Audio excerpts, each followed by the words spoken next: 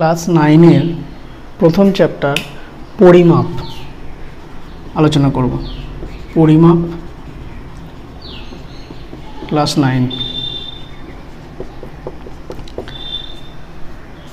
পরিমাপে প্রথম হচ্ছে রাশি বলতে কি বোঝায়। প্রকৃতিতে অনেক কিছু বিষয় আছে যেগুলোকে কিন্তু পরিমাপ করা যায়, আবার যেগুলোকে অনেক জিনিস আছে যেগুলো পরিমাপ করা যায় না। প্রাকৃতিক যে সমস্ত বিষয় যেগুলোকে পরিমাপ করা যায় তাদের বলা হচ্ছে পরিমাপযোগ্য যে সমস্ত বিষয়, সেগুলোকে হচ্ছে রাশি। পরিমাপ করা যায়, যেমন তোমার ধরো জ্বর এসছে, জ্বরের কত পরিমাণ থার্মোমিটারের সাহায্যে মাপা যাবে। দৈর্ঘ্য কোনো বাড়ির হয়তো কত স্কোয়ার ফুট, কোনো জায়গার কত স্কোয়ার ফুট, সেগুলো পরিমাপ করা যায়। যে সমস্ত পরিমাপ করা যায় সেগুলো হচ্ছে রাশি। আর এবার অনেক জিনিস আছে যেগুলো কিন্তু পরিমাপ করা যায় না, যেমন ধরো খিদে পেয়েছে, খিদেটা পরিমাপ কী করে করবে? খিদের কোনো প্যারামিটার আছে নাকি যে কীভাবে কি পরিমাপ করা যাবে? তেমনি যেগুলো পরিমাপ করা যাবে সেগুলো হচ্ছে রাশি। তবে প্রাকৃতিক বিষয় যেগুলো পরিমাপযোগ্য সেগুলো হচ্ছে রাশি বলা হয়। এবার রাশি প্রধানত দু প্রকার, একটা হচ্ছে স্কেলার রাশি, স্কেলার রাশি, আর একটা হচ্ছে ভেক্টর রাশি, ভেক্টর রাশি। স্কেলার রাশি হচ্ছে যেসব রাশির শুধুমাত্র মান আছে, যে রাশির শুধু মান আছে, কোনো নির্দিষ্ট দিক নেই, কিন্তু শুধু মান আছে। যেমন ধরো দৈর্ঘ্য, দৈর্ঘ্যের কোনো কিন্তু নির্দিষ্ট দিক নেই। দৈর্ঘ্য ধরো একটা দৈর্ঘ্য ধরো মাপবো, নির্দিষ্ট একটা মান থাকলো, কিন্তু দৈর্ঘ্য মানে কোন দিকে সেটা ব্যাপার না। এটা দৈর্ঘ্য, এটা দৈর্ঘ্য আমি মাপলাম। আর ভেক্টর রাশি হচ্ছে যে রাশির মান ও দিক দুটোই আছে। স্কেলার রাশির উদাহরণ দিচ্ছি, দৈর্ঘ্য যেমন সময়, ঠিক আছে, দৈর্ঘ্য, সময়, ওজন বা ভর হচ্ছে স্কেলার রাশি। ভেক্টর রাশি হচ্ছে যেসব রাশির দুটোই আছে তাদের বলা হয় ভেক্টর রাশি। এবার যেমন ধরো সরণ, সরণ মানে হচ্ছে কোনো নির্দিষ্ট দিকে যে দূরত্ব যাওয়া হয়, কোনো নির্দিষ্ট দিকে যে দূরত্ব যাওয়া হয় তাকে বলা হচ্ছে। এই যে রাশিগুলো বললাম, এই রাশিগুলো তো পরিমাপ করতে হবে। পরিমাপ করার জন্য কিসের প্রয়োজন? এককের প্রয়োজন। তুমি ধরো বাজারে গেছো, বাজারে গিয়ে তুমি 2 কেজি চাল কিনবে, ঠিক করে গেছো। তুমি বাজারে গিয়ে বলছো চাল দাও, 2 চাল দাও। 2 কেজি না কত কি সেই এককটা তো বলতে হবে। তাহলে এককটা কাকে বলে? রাশিকে পরিমাপ করার জন্য যে জিনিস ব্যবহার করা হয় তাকে বলা হচ্ছে একক। এককের অবশ্যই প্রয়োজনীয়তা আছে। এবার একক হচ্ছে 2 রকম, একটা হচ্ছে মূল একক বা ফান্ডামেন্টাল ইউনিট, মৌলিক একক বা ফান্ডামেন্টাল ইউনিট, মানে যে সমস্ত একক অন্য কোনো এককের সাহায্য ছাড়াই গঠিত হয়। যেমন ধরো দৈর্ঘ্যের একক, দৈর্ঘ্য কি মিটার হবে, সেন্টিমিটার হবে, এগুলো কিন্তু অন্যজনের সাহায্য ছাড়াই হচ্ছে। তারপর ধরো সময়, সময় হবে মিনিট হবে, সেকেন্ড হবে। তাহলে এগুলো অন্য কোনো এককের সাহায্য ছাড়াই গঠিত হচ্ছে। আর লব্ধ একক, লব্ধ একক হচ্ছে যে সমস্ত একক অন্য এককের সাহায্য গঠিত হয়। যেমন ধরো ভরবেগ, ভরবেগের 2টো একক আছে, একটা হচ্ছে ভরের একক, একটা হচ্ছে বেগের একক। তাহলে আলাদা আলাদা এককের সাহায্যে গঠিত হচ্ছে। একক পরিমাপ করার জন্য 2টো পদ্ধতি ব্যবহার করা হয়। একক পরিমাপের 2টো পদ্ধতি ব্যবহার হয়।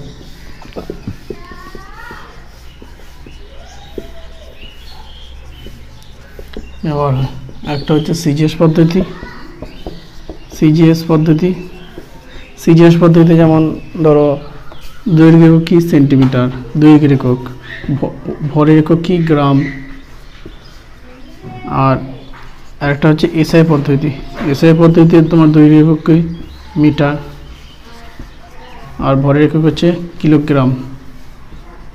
তাহলে পরিমাপ করার জন্য এককে দুটো পদ্ধতিতে পরিমাপ করা হয়। এবার কিছু কিছু আবার রাশি আছে যেগুলো কিন্তু এককবিহীন। এককবিহীন রাশি বলতে কি, সেগুলো মানে একই রকম একক দিয়ে অনুপাতে থাকে। যেমন ধরো আণবিক গুরুত্ব। আণবিক গুরুত্ব কাকে বলে? আণবিক গুরুত্বের সংজ্ঞাটা লিখছি একবার, তাহলে বুঝতে পারি। আণবিক গুরুত্ব বা পারমাণবিক গুরুত্ব বা দ্রাব্যতা, এগুলো হচ্ছে সব এককবিহীন রাশি। আণবিক গুরুত্ব হচ্ছে কোনো পদার্থের একটি অণুর ওজন অংশের তুলনায় যত গুণ ভারী তাকে আণবিক গুরুত্ব বলে।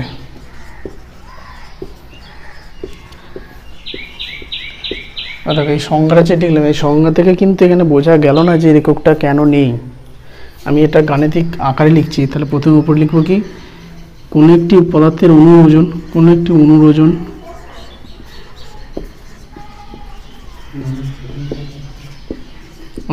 বাই 1/12 ইন্টু একটি 12C পরমাণুর ওজন। তাহলে উপরে ওজন থাকলো, নিচেতে ওজন থাকলে তো ওজন বা ওজন কী হবে, কেটে যাবে, তাহলে এর একক কিছু থাকবে না। তাহলে আণবিক গুরুত্ব, পারমাণবিক গুরুত্ব, দ্রাব্যতা, এদের কিন্তু কোনো একক নেই। মানে একই রকম রাশির অনুপাত বলে এদের একক থাকছে না। এরকম একক হয়। আয়তনের একক তোমার লিটার হয়। 1 লিটার মানে 1000 ml মিলিলিটার, বা 1000 সিসি বা সেন্টিমিটার কিউব মানে ঘন সেমি। তাহলে 1000 ml মানে 10³ মিলিলিটার। এই লিটারের সংজ্ঞায় 4 ডিগ্রি সেলসিয়াস কথাটা উল্লেখ থাকে। 4 ডিগ্রি সেলসিয়াস উষ্ণতায়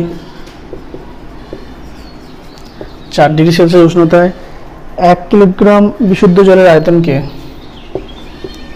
1 কিগ্রা বিশুদ্ধ জলের আয়তনকে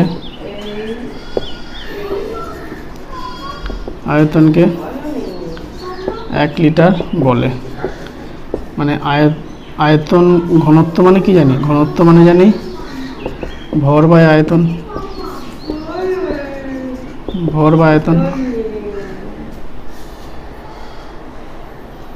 এবার 4 ডিগ্রিতে জলের ঘনত্ব কি হয়? সর্বাধিক হয়।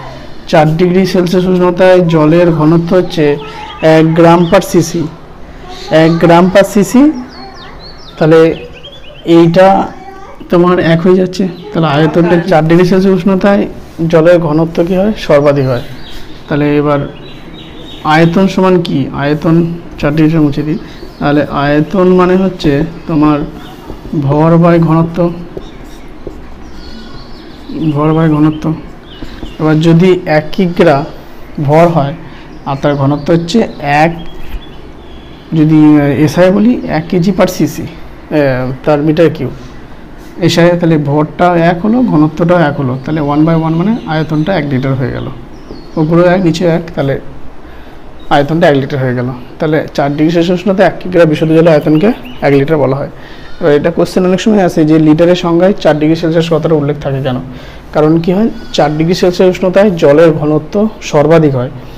এবার এই 4 ডিগ্রি সেলসিয়াস উষ্ণতায় জলের ঘনত্ব কেন সর্বাধিক হয় সেটা যদিও এই পরিমাপ চ্যাপ্টারের বিষয় নয়, তবু একবার বলে দিচ্ছি।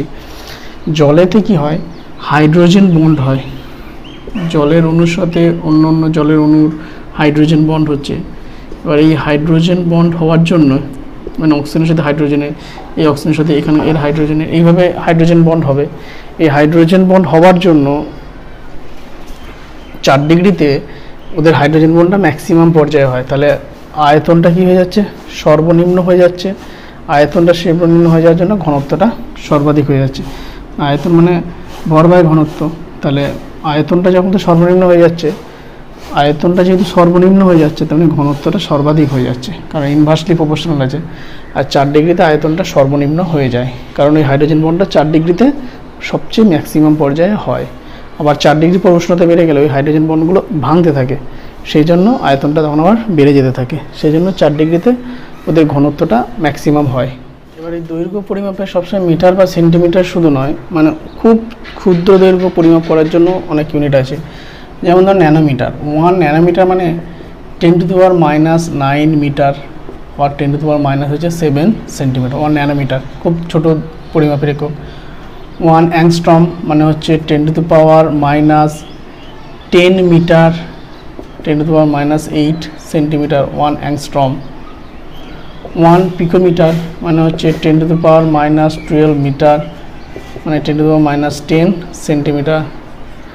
তারপরে হচ্ছে 1 মাইক্রন, 1 মাইক্রন মানে হচ্ছে 10⁻⁻6 মিটার, -6 মিটার বা 10⁻⁻4 সেন্টিমিটার। তারপরে হচ্ছে 1 ফার্মি, 1 ফার্মি মানে হচ্ছে 10⁻⁻15 মিটার বা 10⁻⁻13 সেন্টিমিটার। মানে এইগুলো হচ্ছে কিন্তু দৈর্ঘ্য পরিমাপের জন্য খুবই একদম ছোট ইউনিট, খুবই ছোট ইউনিট। মানে এটা ভাবতে হচ্ছে 10⁻⁻15 মানে 1 মিটারই কত ছোট, তাকে 1 মিটারকে 1-এর পরে 15টা শূন্য দিয়ে সেইটা দিয়ে ভাগ করে যেটা হবে সেটা হচ্ছে 1 ফার্মি। তাহলে কতটা ছোট না আমাদের খালি চোখে দেখা যাবে না। যাই হোক, এরপরে হচ্ছে একটা ইউনিট পরে আলোকবর্ষ। আলোকবর্ষ হচ্ছে কি একটা মূল একক না লব্ধ একক, অনেক সময় দিয়ে পড়ে। আলোকবর্ষ হচ্ছে দৈর্ঘ্যের একক, সেই জন্য আলোকবর্ষ হচ্ছে মূল একক। মানে সূর্য থেকে পৃথিবীর গড় দূরত্ব মাপার জন্য, জন্যই আলোকবর্ষ ইউনিটটা ব্যবহার করা হয়। সেই জন্য আলোকবর্ষ হচ্ছে যেহেতু দৈর্ঘ্য একক, সেই জন্য আলোকবর্ষ হচ্ছে মূল একক বা মৌলিক একক।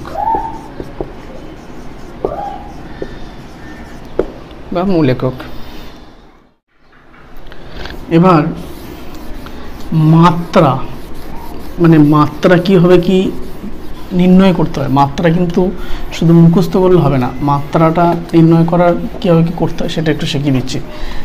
যেমন ধরো দৈর্ঘ্য, মূল এককগুলোর অসুবিধা নেই। দৈর্ঘ্য কি মাত্রা এল, ভর কি এম, ঠিক আছে। এবার ধরো ঘনত্ব মানে কি জানি, ঘনত্ব মানে ভর বাই আয়তন।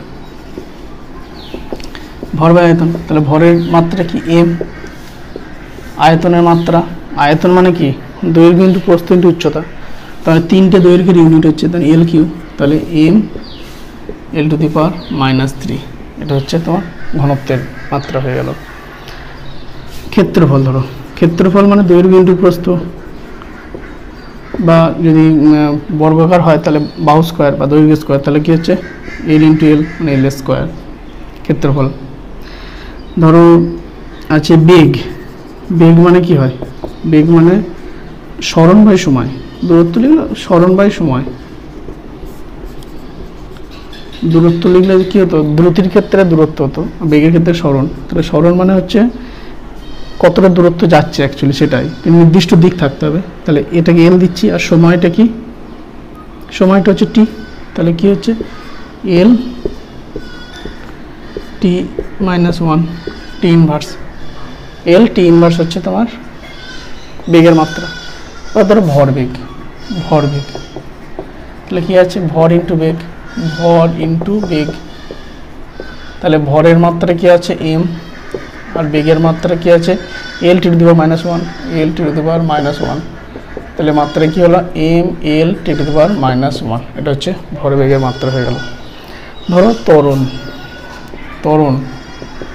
ত্বরণ মানে হচ্ছে প্রতি সময় বেগ বৃদ্ধির হার, তাহলে বেগ বৃদ্ধির হার থেকে বেগ বাই সময়, তাহলে বেগ বাই সময়। তাহলে বেগের মাত্রা কি আছে L⁻⁻1 আর বাই সময় মানে টি, তাহলে L⁻²। এটা হচ্ছে ত্বরণের মাত্রা।